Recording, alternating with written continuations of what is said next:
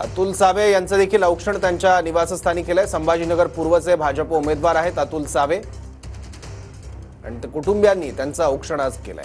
अतिशय महत्त्वाचा दिवस आहे प्रत्येक उमेदवारासाठी आजचा।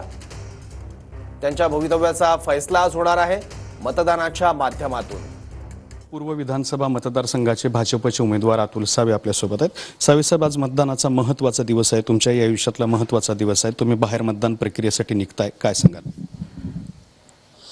मागच्या 10 वर्षात या शहराच्या विकासाची कामं जी केली ती सगळी कामाची पावती म्हणून आज छत्रपती संभाजीनगरचे नागरिक हे मला भरघोस आशीर्वाद देतील आणि पुन्हा एकदा ह्या छत्रपती संभाजीनगरची सेवा करण्याची मला संधी देतील। एमआयएम आणि भारतीय जनता पार्टी असा सामना होता। मतदान प्रक्रियेमध्ये अनेक आरोप प्रत्यारोप सुद्धा झालेले आहेत।